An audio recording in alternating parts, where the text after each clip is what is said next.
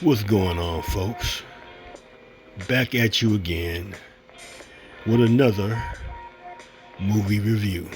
This time, we're taking a look at Meet the Blacks 2, The House Next Door.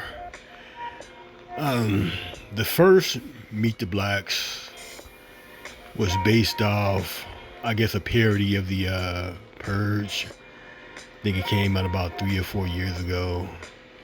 And I tried to watch it. Because it had Mike Epps in it, and usually Mike Epps is on point with everything he does. You know, whether it's movies, whether it's music video cameos, movies, stand up. He's on point. But that movie, Meet the Blacks, I could not get past. I don't even think I got past 30 minutes. Maybe about 20 minutes I had to I can't even watch this anymore. It's just too ridiculous.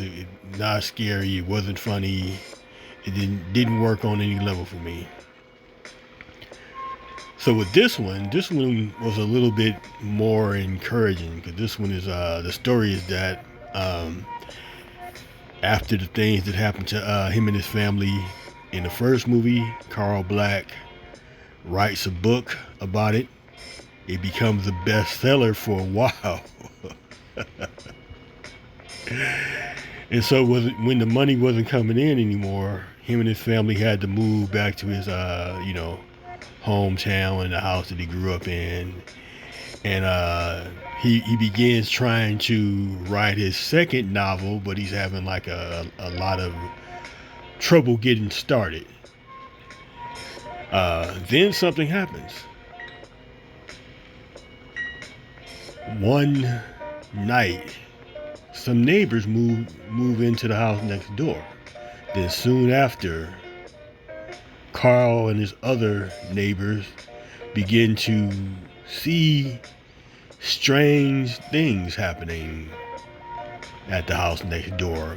Carl initially tried to ignore it, but soon he finds that himself and his family are being pulled deeper into the strange and creepy activities of the house next door. So I'm not going to spoil it for you guys, telling you anything, else specifically about the movie, but I will do this. I'll tell you the things that I liked about it.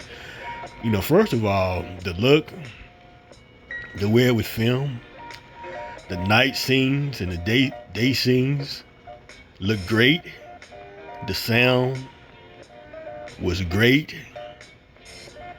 The story was paced pretty well. It wasn't a point in which I was watching it that I really got bored or anything like that. So that was done really well. But the best thing about the movie, in my opinion, was the cast. They had a great cast. Mike Epps, Cat Williams, Little Darrell, a lot of great, Danny Trevelyan, Machete, and he played in a lot of other great stuff. A lot of good cameos. Snoop Dogg, Rick Ross, Michael Blackson. He had a pretty good role in this. Gary Owens, just a lot of others.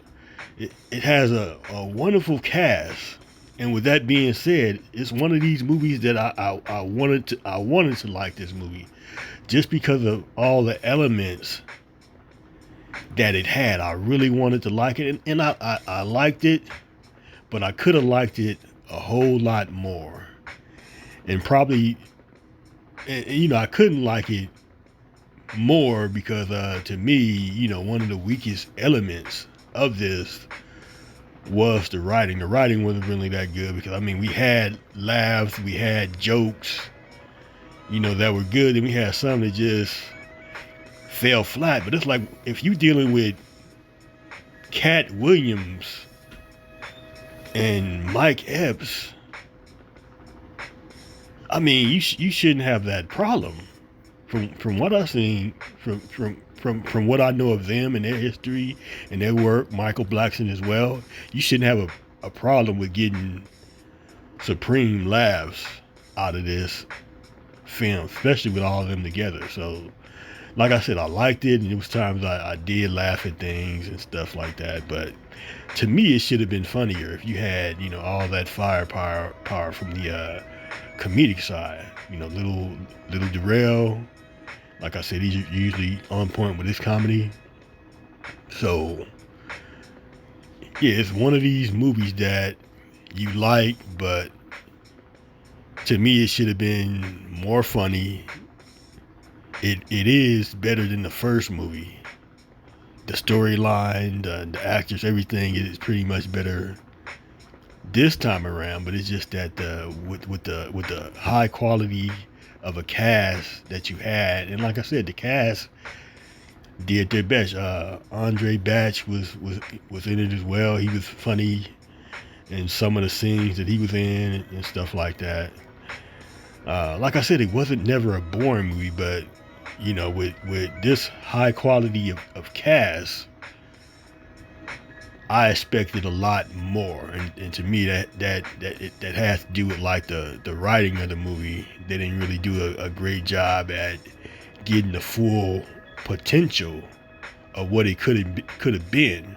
But the fact that you had so many great actors, it sort of like lifted maybe the mediocre story and screenplay parts of this film. But I will recommend it as a watch, not necessarily going to the movie theaters to see it, but I say, like, if you found a place to stream it at home, watch it at home, do that. Overall, I'm gonna do something I never did on one of these videos. I'm gonna give it a number rating from 1 to 5. I give it a 3.5, and that's mainly based on the cast and how well the cast, the actors and the actresses did in this film. Like I said, the really mediocre part about this movie was the writing.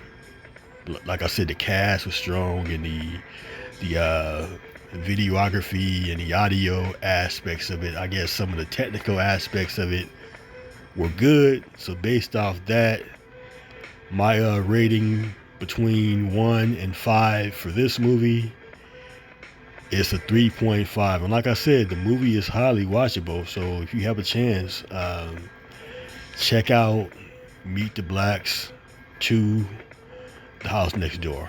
All right. Peace.